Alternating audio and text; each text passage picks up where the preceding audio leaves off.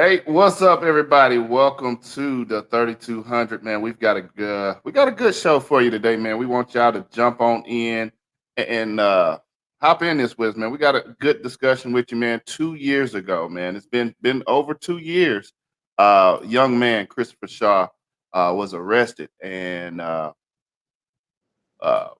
pulled into jail, but he going into that jail changed his life forever, man. He left the jail paralyzed. So we've got a friend, we got a guest today who's going to be talking to us about this case. We're going to be talking about the video and why they hadn't released the video yet, and what can we look forward to happening in this case there. So we want you guys to stay right there with us. Join us. We'll be right back after this.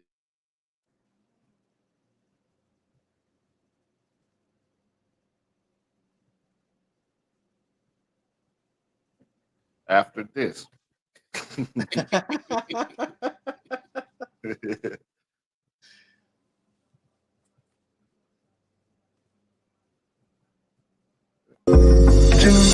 the 3200, you know how we connect. 3200 Magnolia.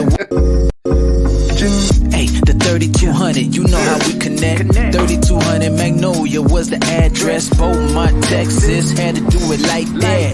Wanna welcome everybody to the podcast. Plenty stories that we gotta explore. From the views of husbands, fathers, entrepreneurs, baby fathers and workers. I know this though for certain. You gon' laugh, have a good time till your side hurting. 3200, but you already know this. You know it. Couple of brothers hard working and focused. Let's go. Intellectual, entertaining for show. Hey, 32 double O, let's go. 3200, but you already know this. You know it. Couple of brothers hard working and focused. Let's go. Intellectual, entertaining for show. Hey, 32 double O, let's go. Hey, yeah, make sure that you turn it up. Get the talking, ain't no topic that we do not discuss. Yeah, everything and nothing at the same time. Good vibes, tune in, cause you know it's going down. 3200.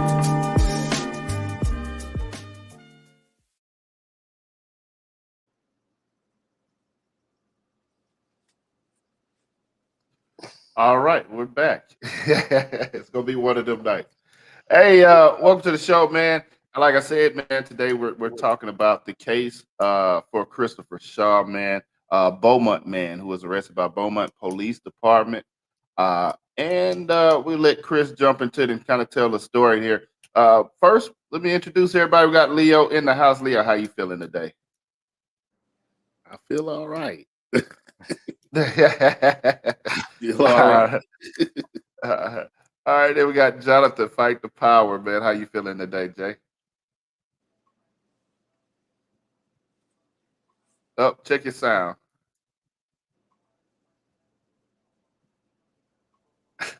He got the wrong mic on. He said he okay though. He said he feeling okay. I'm glad Okay. you can read lips. Yeah. All right, then we got Chris. We got a special guest there, Chris Jones, activist here in Beaumont. Chris Jones, activist here in Beaumont. Here, close friend with the family. Uh, so, Chris, I'll let you introduce yourself, man. How you feeling today, Chris? Oh man, I'm feeling good, Isaac, man. And to all the Mouton family, I definitely salute each and every one of y'all, especially for creating this platform for many of us to converse and dialogue together. So I definitely appreciate that. On the introduction side, many people in my community or in our community know me as Unc since high school. Central Senior High School graduate, 1999. Uh, but I definitely appreciate the opportunity again to bring our community into the know of actually what's going on with the Christopher Shaw situation. I wouldn't even call it a case, although he is being drugged through court. There are a lot of discrepancies that we as a community need to know um, about what's going on, as well as just being informed about the Christopher Shaw case and many others that have been put in Christopher Shaw's situation, either before him or after him. So again, I definitely thank y'all for allowing me to dialogue with y'all about this particular situation. So I know we can't get into a whole lot of details. Like I said, the case is upcoming, and we you know Actually, it's we just want pending. it's It's pending. it's Okay. a yeah. So on Monday, the uh, pretrial for the assault to a peace officer was held in Judge Raquel West's court. And they, again, like I said, are getting ready for that actual trial. In that instance, um, people of Christopher Shaw's peers, Mhm. if you receive a summons, and it doesn't necessarily have to be for Christopher Shaw in particular, but data shows that a juror of our peers, and that's everybody that's on cam right now, it's hard to find a juror of our peers. And that is based on, many of us not showing up to jury duty, you know, calling and requesting to be, removed from jury duty. And a lot of times we're not really understanding the totality behind that, right? So when they do go through juror selection, it's individuals like us, especially when it's a juror that is of our peer, or a defendant that's of our peer group. Uh, it's most of the times, um, three or four of us in, that's picked in the juror box, so, or to become a panelist. So first things first, I definitely want people to take, advantage of being selected or being on, a panel of jurors, especially if it has something to do with a juror, or a defendant of your peers. um, Secondly, Jefferson County Court, on Monday, again, like I said, they began the pretrial. Everything went smooth there. The family came out, the attorneys were out, and that was a nice transition, I will say, for the pretrial. On Tuesday was the municipal trial for Christopher Shaw, and the municipal trial, according to the docket, is for public intoxication. Now, that case has been going on as well for 2 years, and the this past Tuesday, the and I try to choose my words correctly, and I did when I spoke at City Council on Tuesday after the court. So on Tuesday, I know you know I just recognized some unethical practices from, the representatives of the city attorney's office, not saying any particular person was unethical, and that's what I wish some members of council would have listened to on Tuesday. That I didn't say an individual was unethical, but I said their practices were unethical in the courts, especially when the defense attorneys of Christopher Shaw was ready to proceed with the case, and the assistant city attorneys assistant city attorney filed for a continuance. And we all know continuances is just to prolong the case for anything that may come up in discovery, which is information or evidence that they can use to use against or in your favor.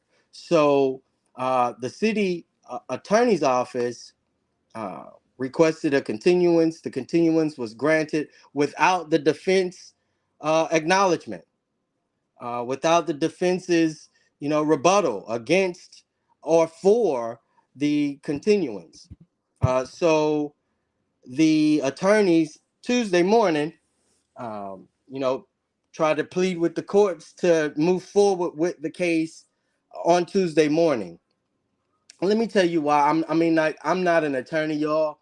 And I tell people often that I do not give legal advice, because if I do, and you sue me because it didn't work in your favor, I definitely don't have no money, because I'm a disabled veteran and all of my money belongs to me, and you can't sue me for it. So that's where it go.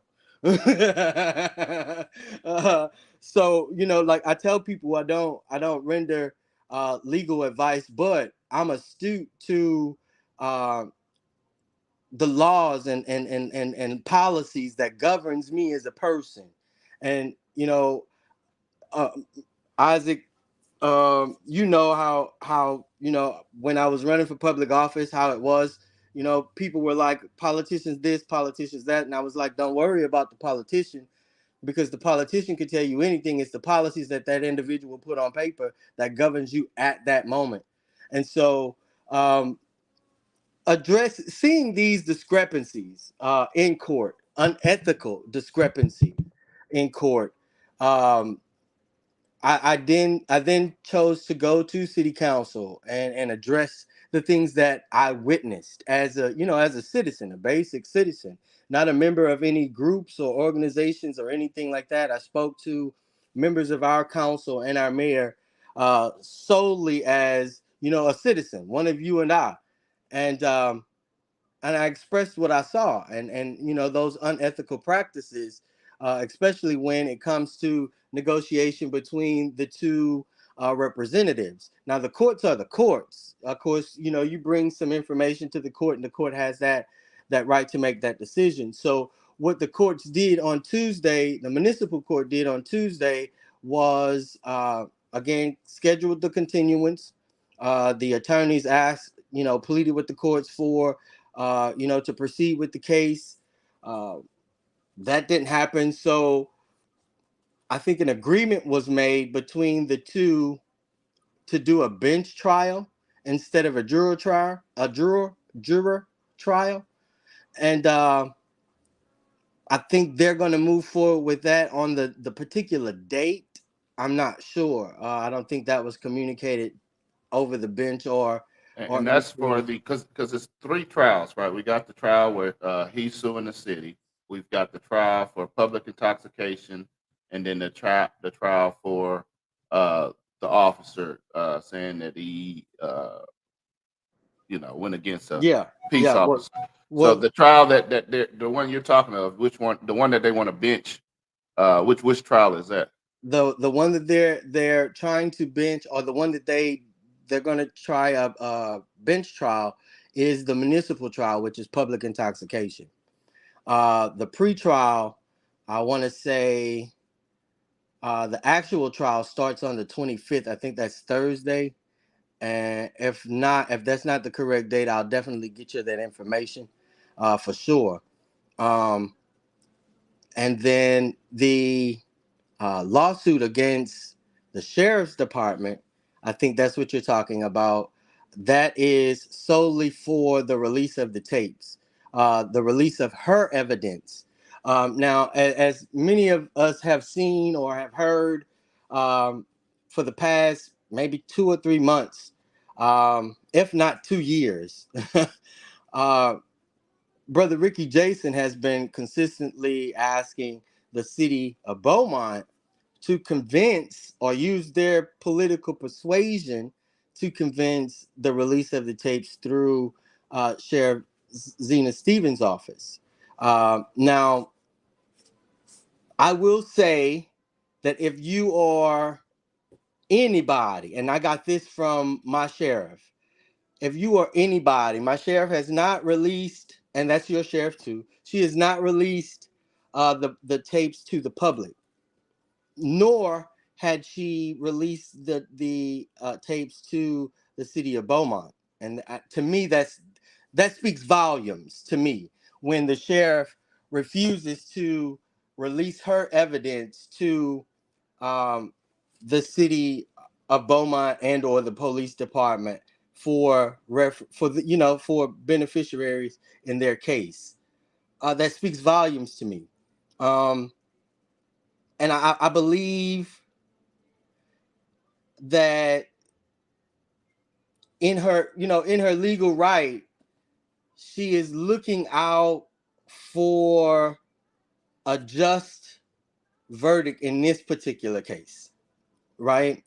Um, because just think about it. If I give you if I give you all information or all evidence that can convict me, you of course you're going to use it against me. You may even alter and edit and fabricate the narrative with the things that I gave you. And I think that our sheriff kind of knew or know some of the unethical practices. There we go with that again. That individuals use, whether it's behind a badge, behind a gavel, or you know what I'm saying, somebody that's just elected. So um, kudos to me, kudos to my sheriff. Now, Chris wouldn't, because we do have, because everything happened inside the prison. No, it Uh, didn't. No, oh, it didn't. where did it So happen? so that's I'm glad you mentioned that, Isaac, because again, like I said, Mr. Ricky Jason has been asking for the county tapes. Now Hmm. I uh made a request, an open records request to the city of Beaumont for the body cam of the officer, the arresting officer, and the other officers that responded. I requested the video and audio of all vehicles that responded, including those that transported Mr. Shaw to and from and the end where they didn't transport him anymore.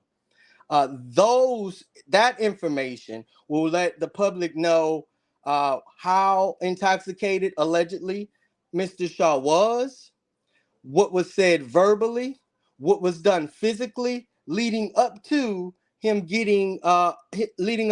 going to Jefferson County facilities where the assault to Mr. Shaw landed him being paralyzed for the rest of his life from chest down. So one thing I want to kind of just talk about, because even when this case started, everything, you see the comments and you see the stuff on, especially on the news Facebook pages and stuff, and everybody automatically assumed that, well, did you see the person record? He's a criminal and this, he deserved that or whatever. Like, for those who don't know, who is Christopher Shaw? Like, what kind of man is he? um this brother is 40, 42, 43 years old. Went to Westbrook High School. From what I hear, was a very smart individual. Again, I went to Central Senior High School. There was nothing but the best that came out of there. No, just oh no, but I with you. I was about to say that's where he messed up right there. He went to Westbrook and it all went downhill. yeah, man, yeah, But man. proceed. But he, it's many elders, seniors, and um, of our community who says Christopher Shaw is an upstanding person, an upstanding guy. Um, some ministers have said the same thing. During times of anguish, citywide anguish like Harvey and Imelda, uh, people can contest that Christopher Shaw helped them out greatly. So yeah, we all have and somebody. I'm glad you mentioned also about his record. I mean, it's many people that have a record. You know what I'm saying? And somebody even asked me, Chris, well, he have a record. So it doesn't constitute the fact that he is now paralyzed for the rest of his life.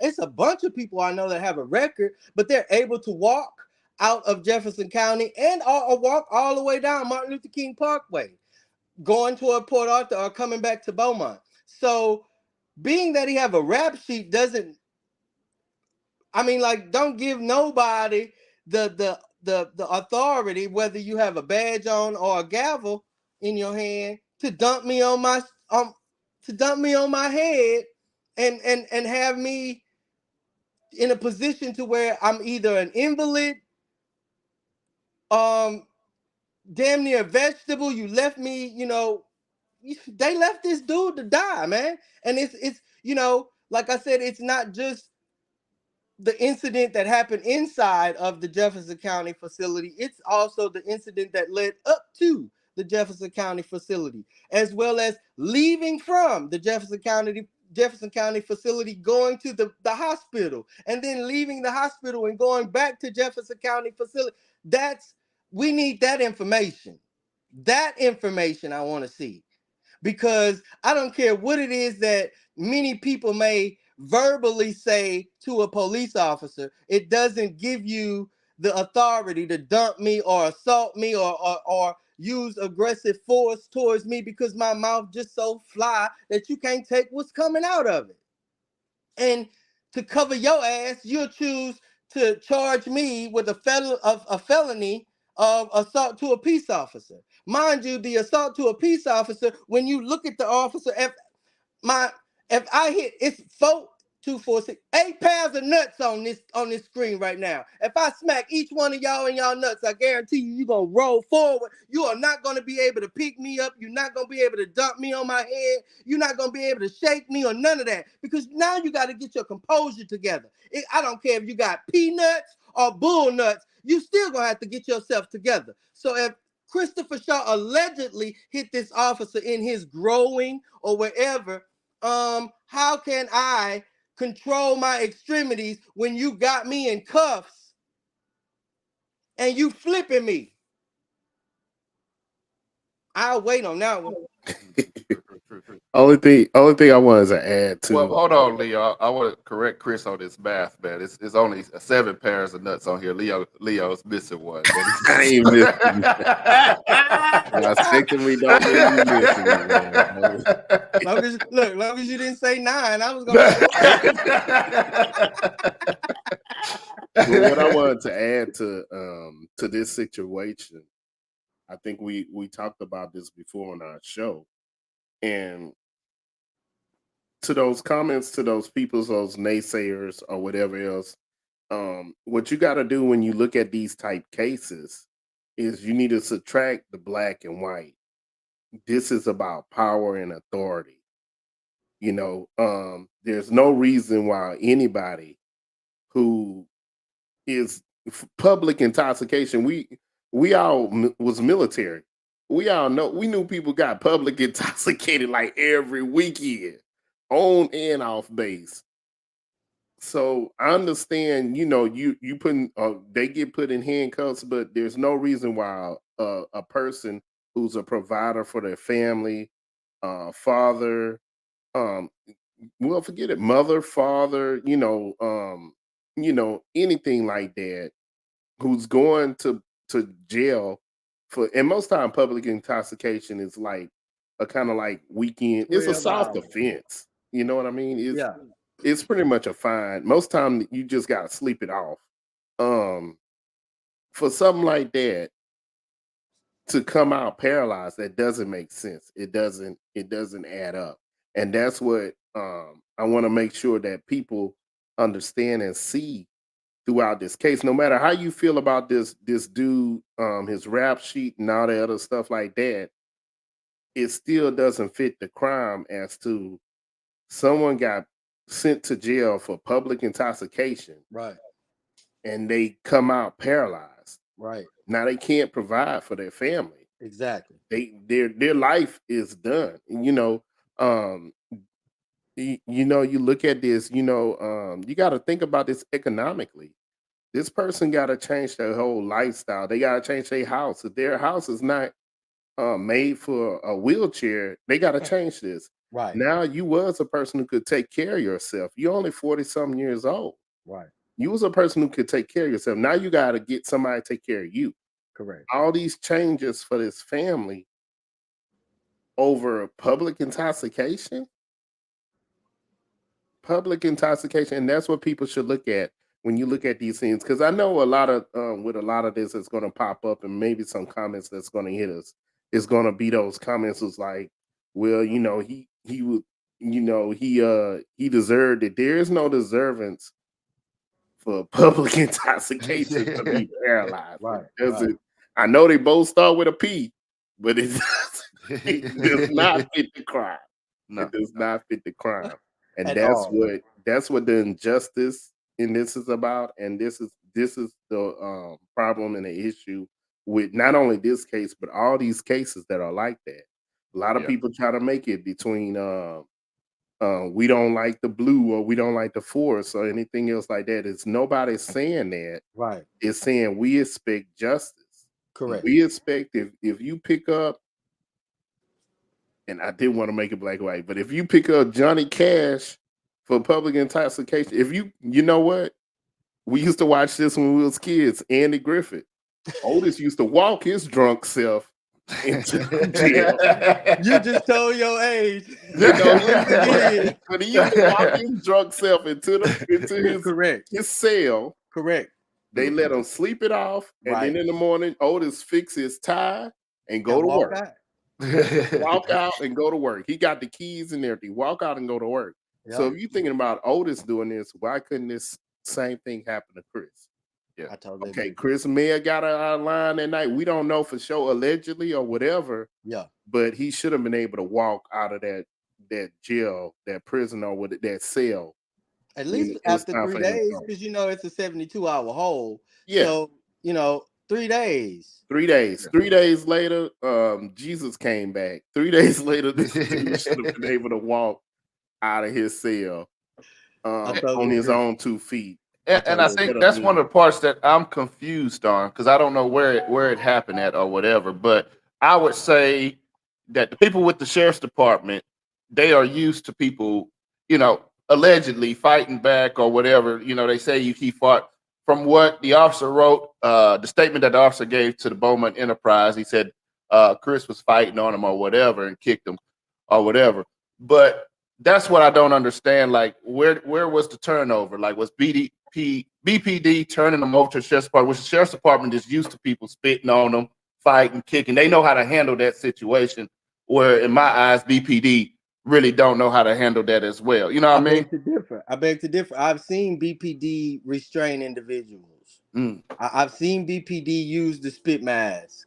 mm, I've seen, and this is long before they get to Jefferson County. You know what I'm mm, saying? I've seen them mm, restrain somebody almost in a hog-tied situation. mm. We've seen where they threw somebody on the concrete and knocked their head on the curb. So, Yeah, seen that. you know what I'm saying? And mind you, that was a minor Yeah, that they did that to.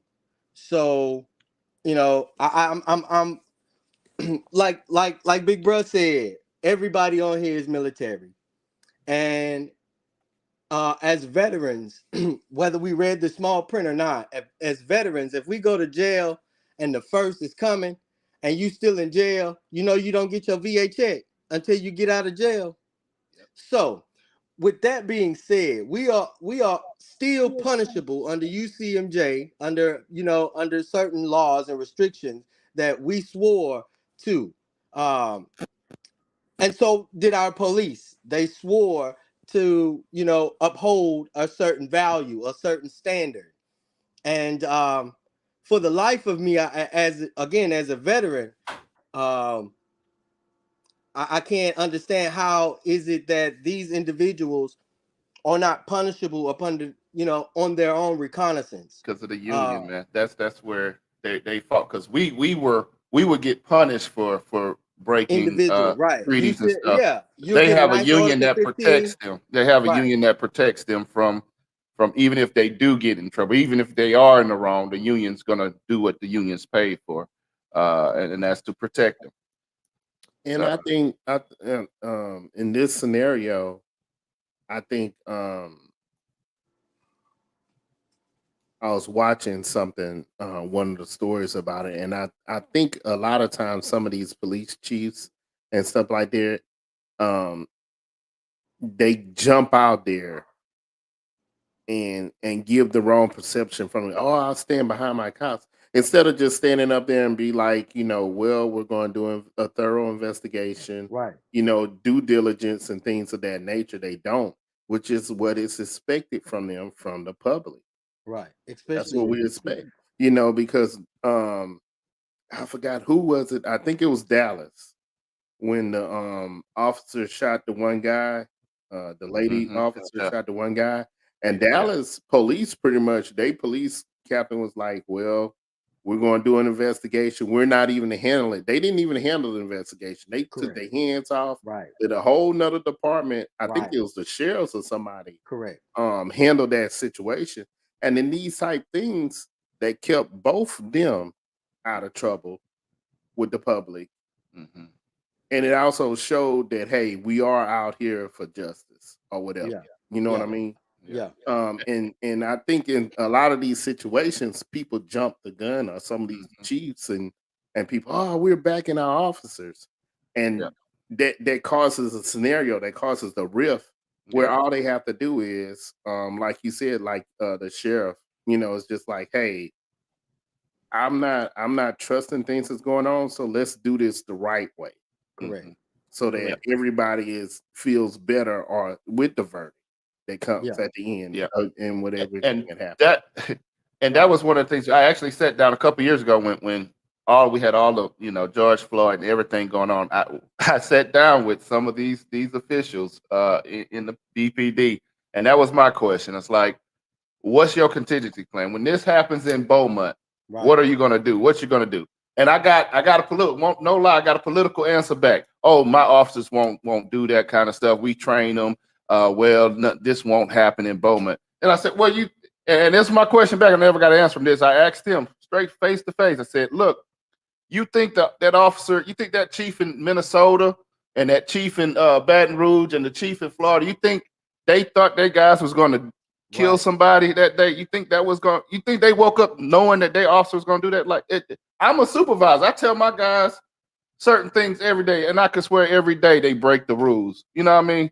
So, like, you still have to have a plan out when this happens. How are we going to handle it? We're going to release the table. We're going to do this. This is how we're going to do it. And you see the cities that do this type of stuff that say, "Hey, we're gonna, we're gonna go be transparent. We're going to release the video. Yeah. Let this happen. We're going to make statements. We're going to give daily updates." The cities that do that, yeah, the people are angry and the people are upset, but it's a more peaceful process. It's Right. the I was about to say it's more like a relationship. You know what yeah, I'm saying? yeah. Because like you said, it's they believe in the decision of their public. You know what I'm Hmm. saying?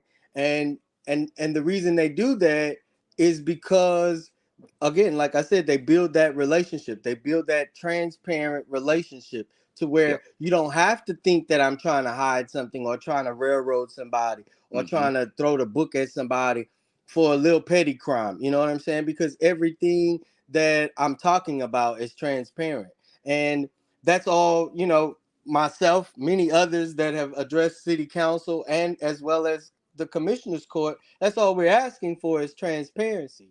Yeah. People will ask you what's your opinion on this particular case, and most of the times we can't render one. Why? Because we don't know what all happened. All we're going on is a narrative that was created by a police officer and supported by our police chief. If it was a true narrative, I don't believe our sheriff would have called in the state troopers to see what was going on with this particular officer. So I mean, if like you said, when Dallas had their situation, they called in their sheriff's department. Um, when our sheriff had her situation, she called in the state, which is protocol. Let me get my hand out for that. I don't even want my hand on it because I see how it looks. You know what I'm saying? Mhm. And if I was to try to cover this up or hide it or anything of that nature, it would be a problem. Now, mind you, anybody that's viewing us or watching can definitely go to Sheriff Stevens' office and view the tape for themselves. I guarantee you, she will let you see the tape. She ain't gonna let you walk out with it. She's not gonna let you walk out with a copy of it. But you can definitely watch it. You can look at it. You could. I don't. Me personally, I don't want to see it because I don't want to see it at that point. You know what I'm saying? I want to see it from the start when you drove up on him. That's what I want to see. I want to see the claims that you said he was publicly intoxicated. I also want to see the 911 call that either alerted them to his location or whatever the case may be. Um, a member of a member of our elected body told me yesterday I need to be careful about how I say people are unethical, and this is pretty much where I started when we first jumped on. Um, I've never attacked anybody on city council personally, and that's not what I do. I attack their practices and the offices of where it comes from. Now, whoever just so happened to be in that office, oops, that's your shit. You got to stand in it. So there it is. Now, outside of that, we as people can see when things aren't looking like they look on real court TV when we see it, or if you have some legal knowledge and know some legal jargon, you'll know that certain things don't look right or seem right. And the bewildered look on the city magistrate's face, as well as the anguish of the defense attorney on Tuesday for Christopher Shaw, showed me that our city attorney's office is unethical in their practices when it comes to a speedy and just trial when it comes to Christopher Shaw. Yeah, and I think that's like one thing. Like we look at all these cases differently. You know, what I mean, some of the cases because we every time they have one, we talk about them on the show. And some of the cases, you know, we will disagree with the community. I guess we disagree with the community. Like, oh no, he shouldn't have did that. He was wrong for doing that. That's why he got. Yeah, so we try to be fair, but in this case, it's hard for us to be fair because, like you said, there's no tape. There's nothing for us. So for me, just like you said, hey, it looks like, you know, what I mean, they're not releasing tape. To me, it seems like it's something they're hiding. It's, you know, I got to go off of speculation because the stories, the Shady. stories, the stories that were put out there were totally like they're both stories. The story that the officer's telling and the story that he's telling is way different. We failed is what the officer said, and then he said I got slammed. So I'm like, it's two totally different stories, and I know somewhere in the middle is where the truth is at, but I can't even judge I can't even, without that evidence there, without that tape there, It's all we're kind of speculation. stuck in limbo. Yeah. Jonathan, you had something? No, I was just gonna say, either way, if he got kicked, he escalated the use of force model. So it was excessive force. You're trained from day one about the use of force. I was law enforcement with military police. They hated me because they always wanted me to write tickets, and I just wasn't doing it. But that's like the first thing, and we do hand-to-hand combat.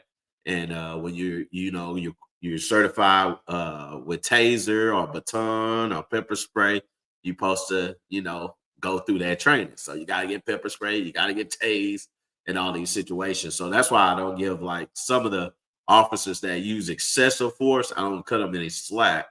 I do understand some tactics where you're in a sticky situation and you don't want people to get hurt.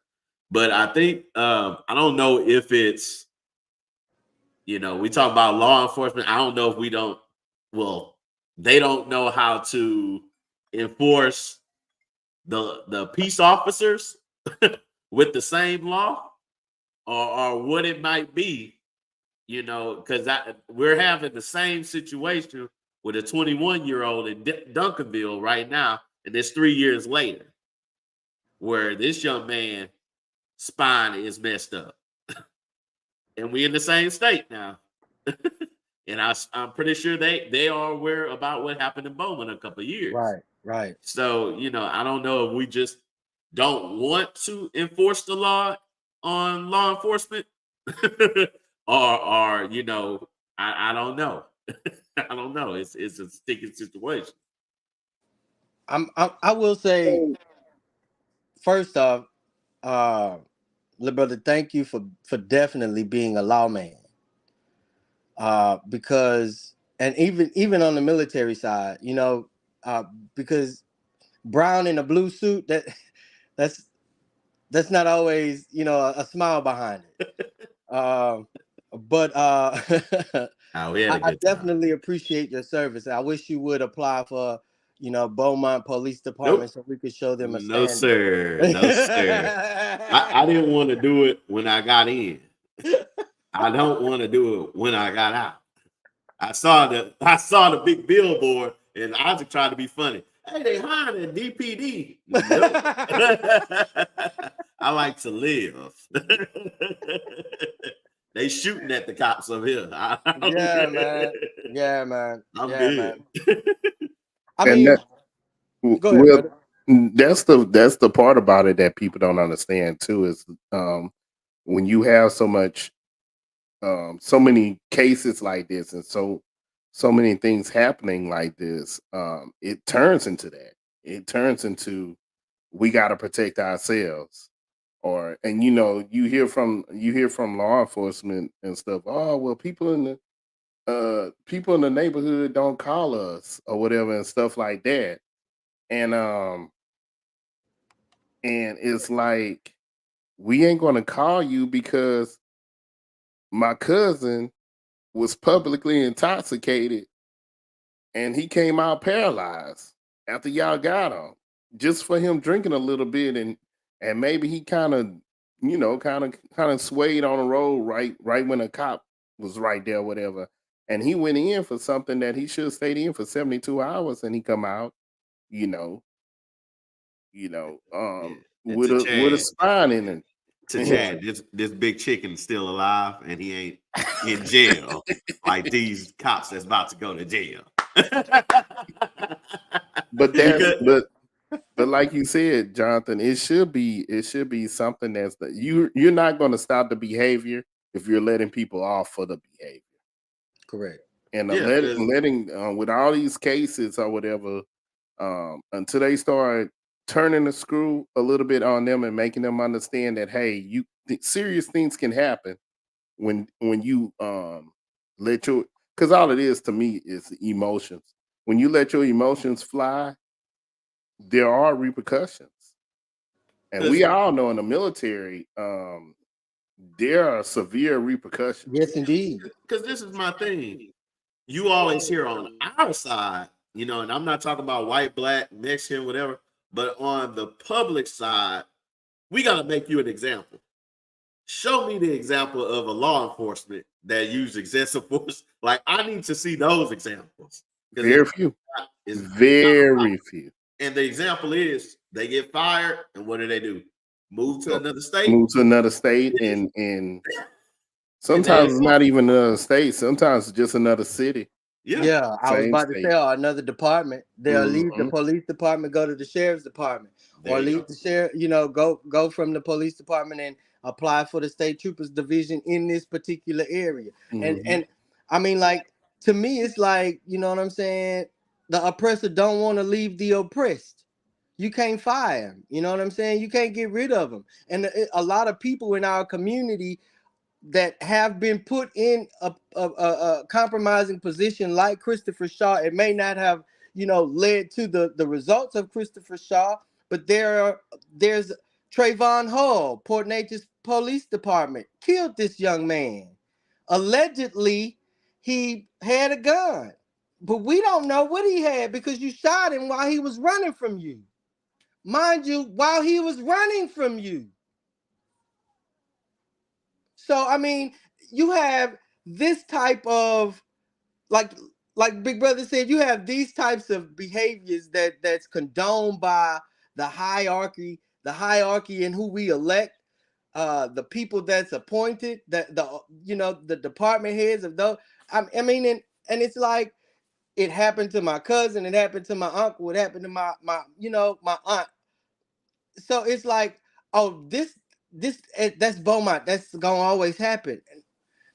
And I do believe that a lot of people's empathy for situations like this have died. You know what I'm saying? Because it's so frequent, it's so continuous, and we see where the police was wrong on our side, but it was justifiable on their side.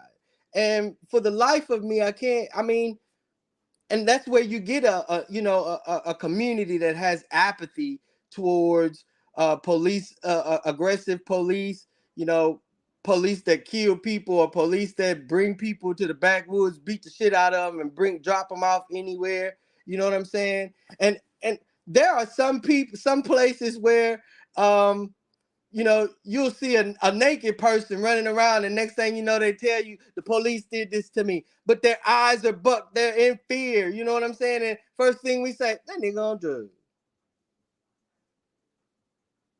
That's the first thing we say, and it don't matter what color they is. That nigga on drugs. That, that brother hide in a boot. You understand? Mhm. But in reality, they are actually living in fear.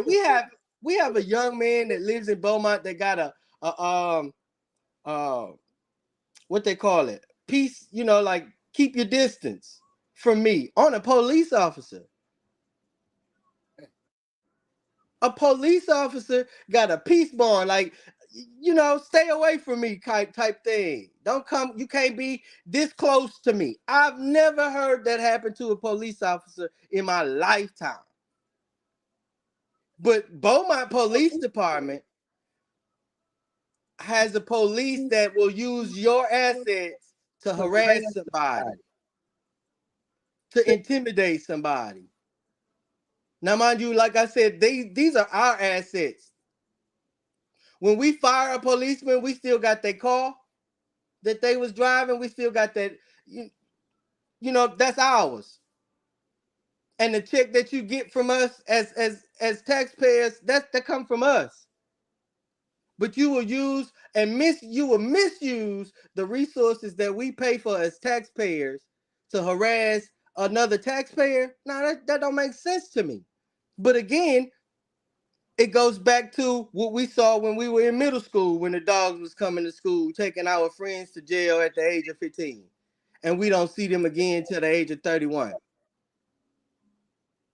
That and come to find that when you dig back to it, you see, oh man, that's crazy. Y'all arrested the dude because y'all arrested his daddy and you arrested his grandfather. His grandfather got a history of drugs, his daddy got a history of drugs, so he automatically got a history of drugs.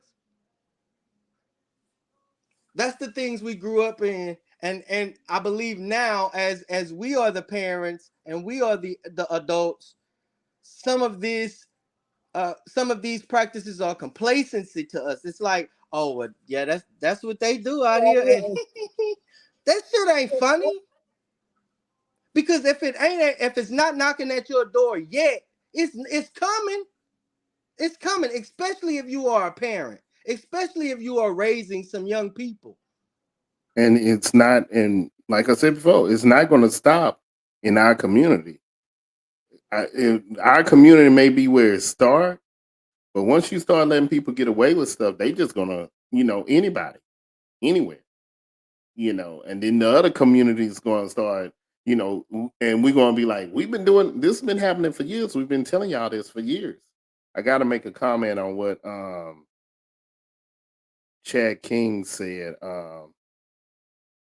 He was like, he have good friends who are police officers, and they are good people as far as he know, but there are a few bad apples in the bunch, and that's that's the problem. And maybe it's just us military minded, you know what I mean? But that's the problem I see with some of these departments is that you're not trying to root out that bad apple. Everybody know who the bad apple is, and nobody care. But you standing up there with that bad apple when some go, we stand next to us. You know this dude. You know what this dude about. You know what I mean? And that's the problem with I think with the force and some of the things we were saying before. It's like you will stand up there with that bull, and then when things get found out that you already knew about that person, then that's what makes the whole department look bad. To whereas if Absolutely. you would have said from the get go, hey, this person does this, that, this, that. He's Right, known for this. right. There was a You know, situation around the time of the George Floyd, and then we had the Not in My City movement, sort of, kind of, right. And so, like, there was a sort of kind of like a panel at at Antioch, and I actually asked the police chief a question, um, about people that were on the platform. And I asked him, I was like, yo, so I know that the police department or police officers belong to a fraternity. And I know that the fraternal order is not the union. That's something totally different. And I know that your fraternal order, is just like any other fraternity. You know what I'm saying? They hold true to their brotherhood and their sisterhood, just like the military and Greek organizations. I said, but what I don't understand, Chief, is why do you have somebody on the panel saying that these things are not going to happen in our city when this individual who is on the panel was caught on tape using excessive force, and other individuals that were with this individual that's on the panel, either y'all let them go and put him in the office, out of sight, out of mind. And my question to you now is, why would you have this individual on this platform and to feed us the same, and I couldn't curse because I was in the sanctuary, but you're trying to feed us this dog food, and we looking at shit sitting on the stage, so to speak. And so, no offense, Chief. I text Chief, I call Chief, and everything else. But Chief called me a lie. Actually, Chief said, "I'm sorry, Mr. Jones, you are a liar." That's what he said. In a Black Baptist church. A Black Baptist church? You will not, Mr. White Man, call me a liar in front of all these black people. So I was like, okay, so Chief, I thank you. I appreciate that. You know, thank you for calling me a liar in front of these people who I worship with, in front of these people who I praise ye, Allah, God, Jesus, whatever it is you want to call him. I say, but I'm glad you called me a liar, because in this place I shall speak the truth, and it's going to make us free. Go to YouTube, everybody, and put in Beaumont Police Department. If you got AirDrop, I'll AirDrop it from my iPad, showing you an individual that's on the platform using excessive force. I say, Chief, I'm the wrong guy that you wanted to call a lie in this Black Baptist church today. Sure did. Sure did. So, like you said, if we allow that standard to continue to perpetuate itself in our society, that not in my city becomes a joke.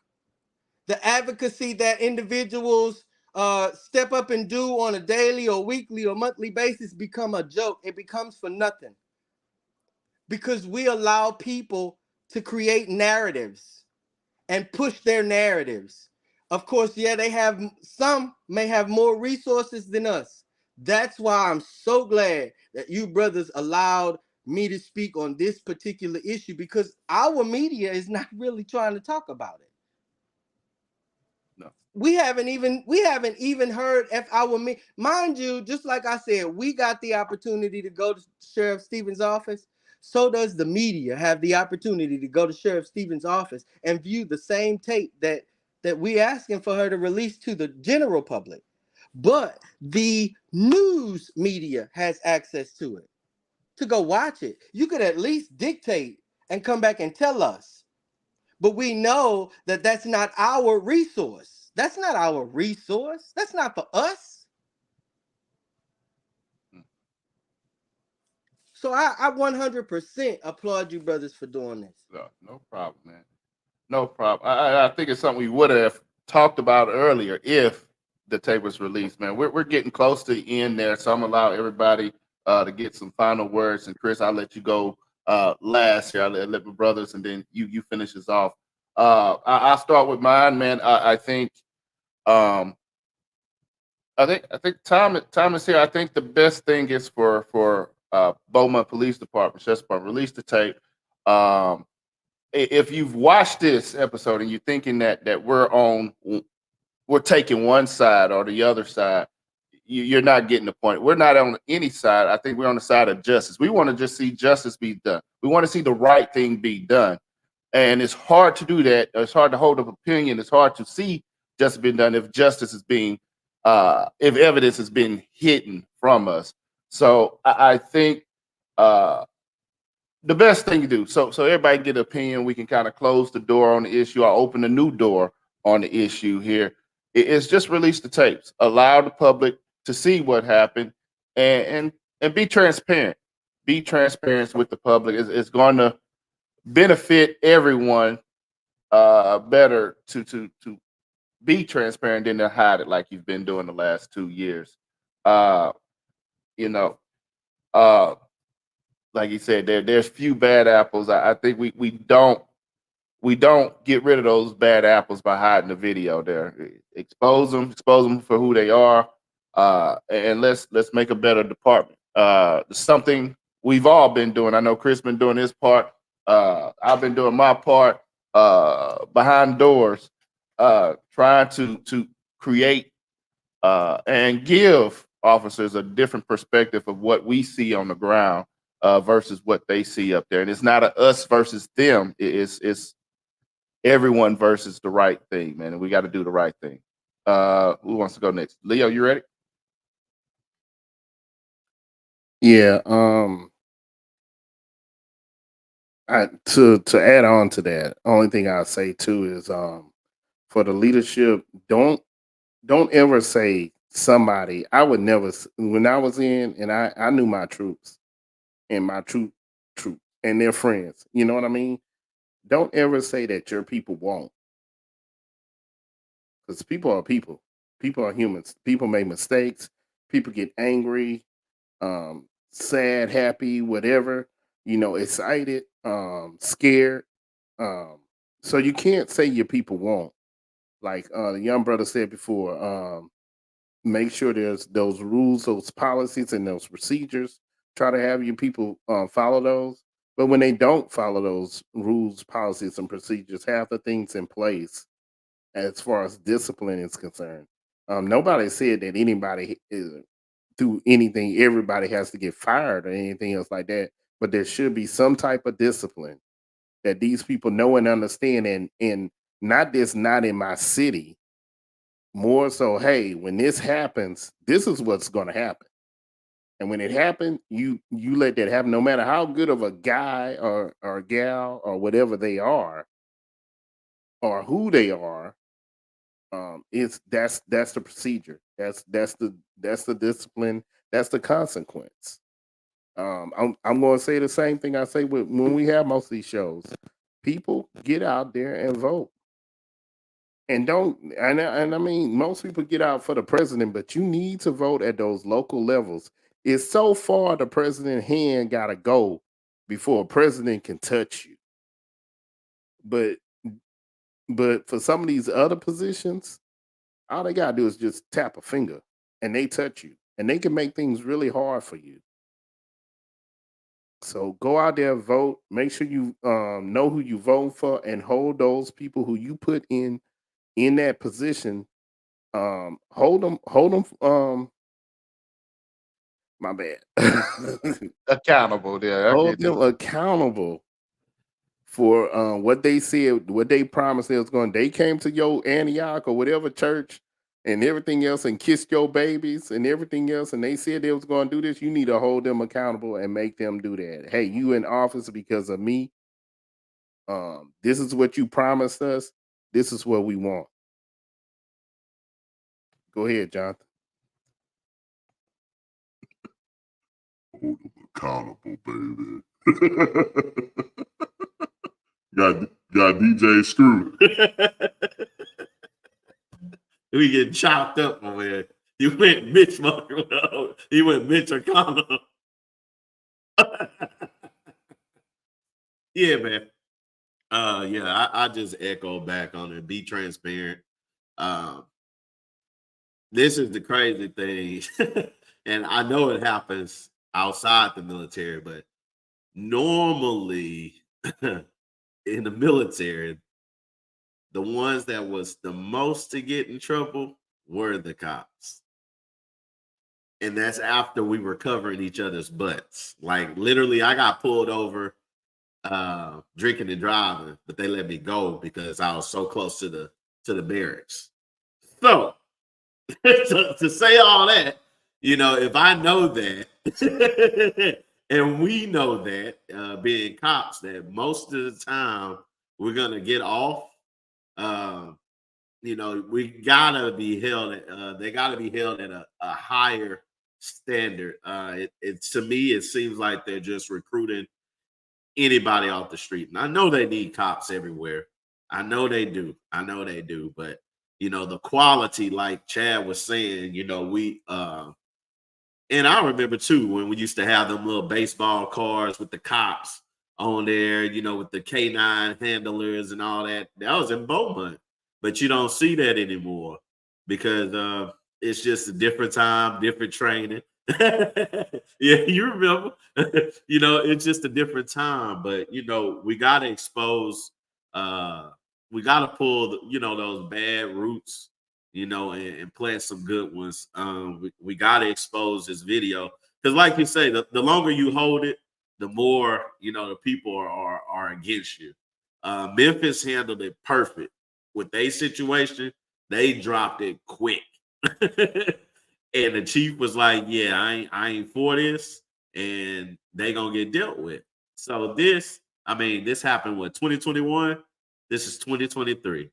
And I just hope it doesn't happen for the young man in Dunkerville as well, because he's going through the same motions, where they haven't released the footage.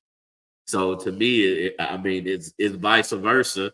And both situations, public intoxication and a man in an alley pissing and somebody call the cops.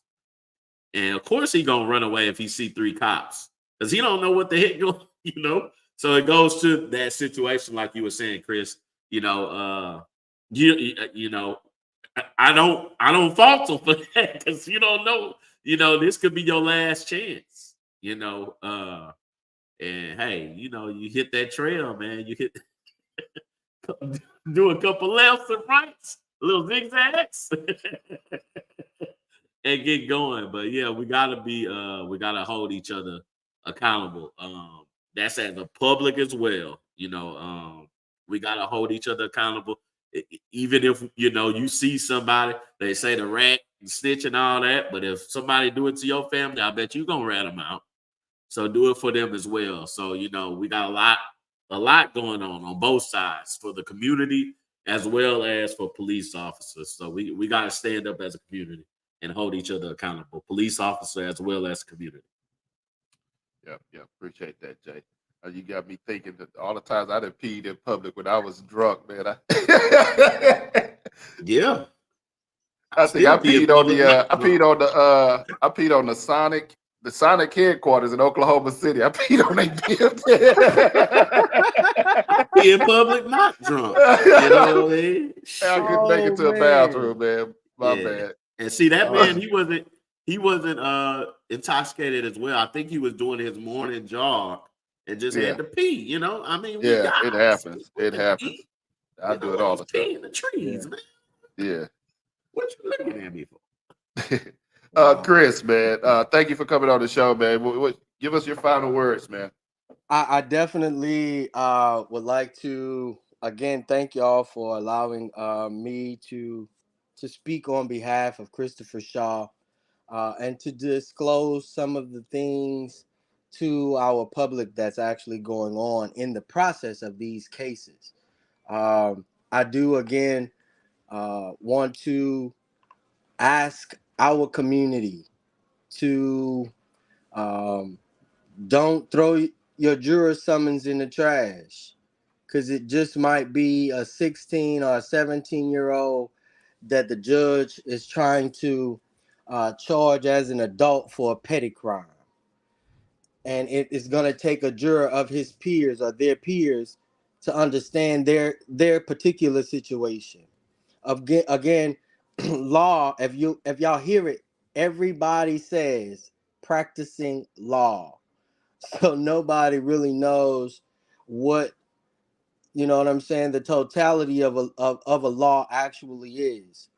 So don't allow it to intimidate you, especially when you see a jury summons. Don't allow it to intimidate you from being a voice. Don't allow it to be intimidating so that you could be a voice of the unheard community. Um, I will say again, yes, vote local first. Vote local first. Set the tone, and vote all the way up to the national level. We have some state reps, some state senators, and some state congress persons that really needs to know who we are as their voting block. Thirdly, like Big Brother said, don't just vote. Become an informed voter. Uh, our city of Beaumont will be undergoing proposition changes or charter changes. And so those propositions will come before you.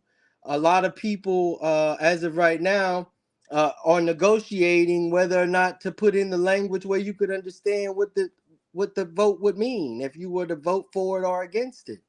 Of course, we're not completely an uneducated electorate. So I would ask our public to, tell them, hey, we need some little measures. It don't have to be the long measure where I got to sit there for 5 minutes to read it, but give me some insight on what it is that you expect me to vote for and or change in our city charter. Um, on Sunday at the Church of I want to say at 6. I'll get you that particular time, but I do know it's on Sunday at the Church of I Am on Avenue I and Blanchette. There will be a rally with Christopher Shaw as this proceeding goes on to give him, his family, some encouragement, as well as to get the news out about the case, uh, alert the public about what's going on as well. Um, I think lastly, uh, we are only as strong as our community is represented. And if you don't see somebody of your likeness representing you, I beg of you, step up and represent those that you feel do not have a voice, because it's going to take individuals like you and I speaking for those individuals who can't articulate as well as I or we can. It's people that need the resources that like this podcast and many others that will allow us to speak freely, even if we were to say irregardless and knowing that's not a word. Um, I just want us to have the space to be comfortable in our own community, in our own skin, and relay information to our community that will not just be information to us, but activation in us. And that's what our community needs, especially being that our city is 70 plus percent minority majority. So out of that, we control the populace here in the city of Beaumont. So that's on the commerce level as well as the elected side. And if we aren't playing the game, then the game is getting played on us. So I definitely call you all to the table, because without you, we're not eating. All right, real quick, Chris. One more question, real quick. Just really, really quick. There, what can the community do to help get the tapes released? Is there anything that we can do to help get the tape released? A rally with us. Demand it. Again, when I requested the information, I got a response from the records holder, uh, or the person that's authorized to release records on the city level, with a letter from Ken Paxton's office in 2021. I made my request on maybe a week or so ago. I got my information on the 14th of this month. Why am I receiving a letter from 2021? I don't know. Might I add, I don't have an attorney's general. And with that being said, to my many elected officials, especially especially what's my guy's name? What's my guy's name? It's a state rep. He's a state representative. Yeah. Not Christian Manuel, not Dave Thielen. Oh, that's two I was thinking about. It's another guy. But this guy who is a state rep, we need to reach out to him and let him know that we don't want uh, uh, our attorneys general back in office. And the reason is because of some of the things he's been ducking and hiding from the law himself. Hmm. So if that's the status of our attorneys general, then of course judges and police officers are going to get away with intentional murder, because our attorneys general, when those things come to the people that makes the indictments, also known as the grand jury, Mhm. that's where that information goes to. Not only our district attorney, it goes to him as well. So I would ask, to speak on, just be vigilant in our dealings. Know who we need to address and how we need to address these individuals. Again, like I can't receive information from an office that is an elected official's office, but you sending me some writing from an appointed individual or from when you were in office. No, I can't receive that. So my requests will then move from the city of Beaumont reaching out to the attorneys general. I will then go to the lieutenant governor, because that's my next elected official. And if I can't get anything from my lieutenant governor, I'm not going to even talk to my governor, because you're just the face of Texas, right? Mhm. So then what I'll do is I'll reach out to my Department of Justice, which is in Washington, D.C. Yeah. That's how we get movement here. That's how we get exposure here. That's how we get just rulings in our favor here. Or period, just rulings, period. Because if you did it, and you did the crime, you need to suffer the crime. I mean the time. Mhm. Same goes for our counterparts who do crime and they get a slap on the wrist. We still see that till this day. Vehicular homicide, an individual got off with going put flowers at their grave. I can't tell you the first time I saw the individual put some flowers on their grave. Now that's an order from the court. And you still, come on, man. Something that simple, but vehicular homicide in the state of Texas renders at least 5 to 10. So you give him 10 years probation of putting flowers at the man, get the. These are the reasons why we need to be activated. That's why. That's the only way we're going to change the narrative and the dynamics here, is that we address those offices that have these laws already in writing, and all Yeah. we doing is following up with them. That's it. I'm not gonna recreate nothing. I don't want to, circumvent nothing. I'm gonna beat you with the law that you wrote on the books, just like the original Panthers did. Beat you with your law that you got on your books. Yep. Yep. Once again, thank you, Chris, for joining us on the show and sharing everything that's going on with this case. Like you say, get out, vote, get out, put some pressure on your councilman, put some pressure on the chief, the sheriff's department, get pressure out there. Tell them we demand to see Yes, these tapes. yes. We demand justice here. And So not only again, do we demand to see the tapes, but we also demand to see what you presented to the grand jury, because what you presented to the grand jury was rendered to the district attorney's office, and the district attorney said, "Well, hey, this is enough information to provide a case." mm, So we also want to see what was presented to the grand jury, because you didn't have the tape that Sheriff Stevens has in her possession to include in corroborating your story. So let's see that. yep. Again, I didn't go to law school because it's restrictive. I just know the law. That's all. Yep. So once again, thank you, Chris. Thanks Thank y'all, everybody for man. joining us. We'll see you here next time on the 3200. Who? 3200, but you already know this. Couple of brothers hard working and focused. Intellectual, entertaining for sure.